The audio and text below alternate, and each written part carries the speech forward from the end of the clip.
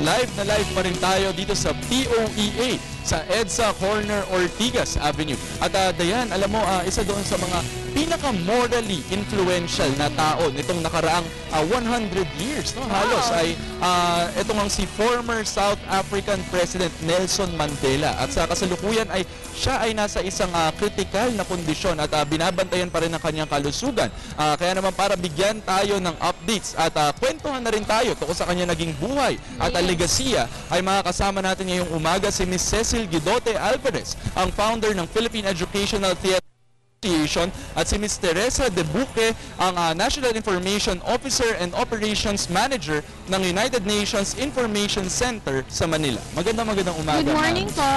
Good morning to both of you. And of course, to start off, alam naman natin lahat na hindi rin talaga familiar or hindi aware lahat kung sino po si Nelson Mandela. Who is Nelson Mandela and why is he famous? Okay, Nelson Mandela is a South African, and he fought apartheid. This is the practice of discriminating between blacks and white South Africans. And he went to jail for 27 years fighting apartheid. Now, the reason kaya dineklara ng United Nations ang isang resolution so that July 18 of every year will be Nelson Mandela International Day ay para malaman ng mga Pilipino ang legacy na binigay sa atin ni Nelson Mandela, legacy of unity, reconciliation, peace, and human rights. Actually, JC, kung ihahalin tulad mo to sa mga dito, yung mga icon din dito sa ating bansa, actually may similarity ito kay former Senator Ninoy Aquino. Pero sa iba't ibang paraan lamang sila. Pero kung titingnan mo, parehong-pareho nila gustong lumaban sa reforma at freedom struggle para dun sa mga kapwa nila. Pero ibang klase yung kalibre rin kasi nito ni former President Nelson Mandela kasi global, no? Yung kanyang influence. So bagamat masasabi natin bayani siya ng South Africa, para siyang naging bayani ng civil rights movement, no? Ng buong civil rights movement. Talagang global icon siya for freedom, equality, and democracy. At kahit na nandun siya sa preso, naging simbolo talaga siya ng paninindigan sa kahalagahan ng pantay-pantay na pagrespeto sa karapatang pantao. At nakamit niya yon. At nagising niya ang buong mundo. Kasi alam ko nung pumunta dito si Nelson Mandela when he was already President, state visit nung panahon ni President Fidel Ramos. Pero yung ugnayan na kilala rin nila na dito sa Pilipinas, naging global insight ng ating peaceful revolution. So, may ugnayan kay Cory, tapos kami naman nagkaroon ng pagkakataon na makasama sila dahil ang kanyang kabiyak ngayon, si Graca Machel, ay nandun talaga sa kalagitnaan ng pagsulong ng karapatan ng mga kabataan. So talagang both of them are on the human rights issue. Kanya at saka kasama ang unique, makikita mo ang UN ngayon is really protecting human rights, no? Maski na yung gulo ngayon sa Middle East, etc. Right. So nakikita mo yung ugnayan at itong naganap kay Nelson Mandela, inspirasyon rin siya kasi nung nagkakaroon ng mga rallies, lalo na when we were in exile, kasama talaga ang iba't ibang nationalities dahil sa kalagitnaan niya ng UN Concern for Human Rights. Miss Teresa, nabanggit niyo kanina itong sa apartheid nga, no, sa South Africa. Pero baka hindi kasi ganun kapamilyar ang lahat ng Pilipino sa sitwasyon doon. You mentioned yung ng whites and blacks. Pero kasi pag sinabi yung Africa para sa mga Pilipino, na-imagine nila agad lahat naman ng tao doon. Itim, akala nila. So anong discrimination? Itong sinasabi natin, Miss Teresa. Yes, actually, ang majority of South Africans are black. But supremacy belongs to the whites. Ang ibig sabihin lang ng apartheid, no, ay ang mga blacks ay meron lang lugar na pwedeng puntahan, trabahong pwedeng makuha, lugar na pwedeng upuan. Very segregated ang society.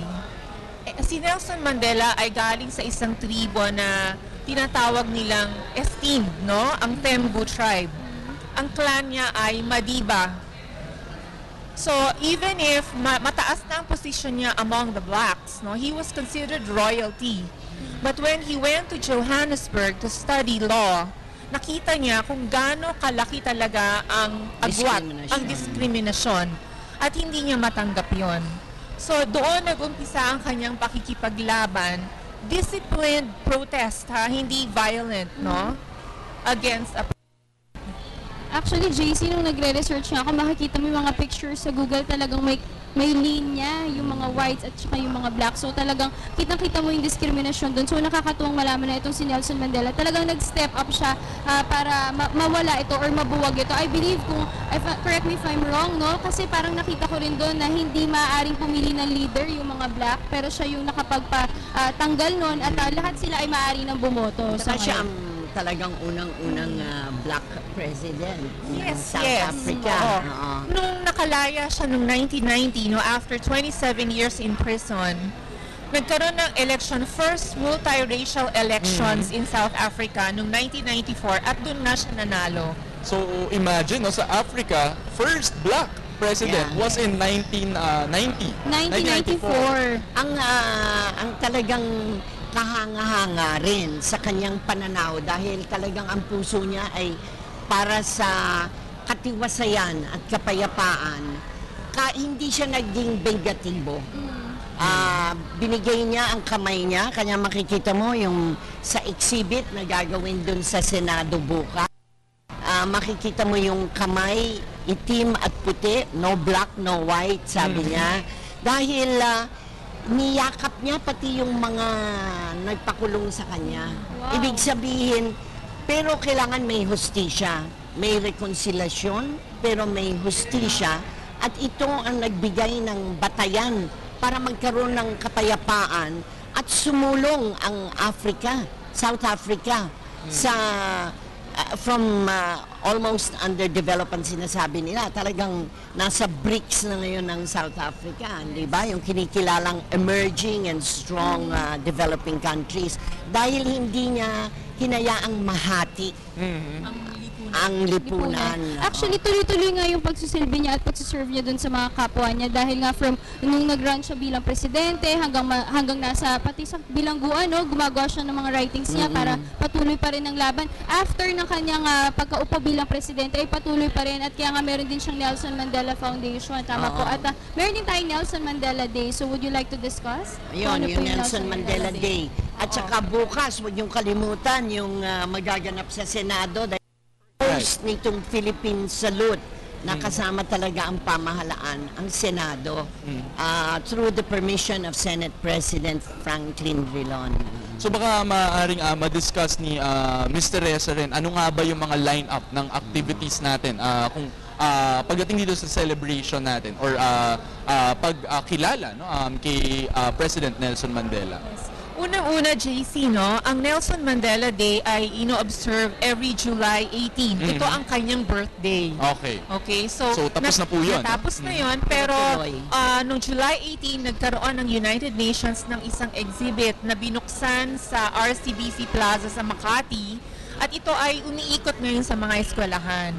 Ngayon, kahit na tapos na ang birthday ni Mr. Mandela during which he turned 95, no?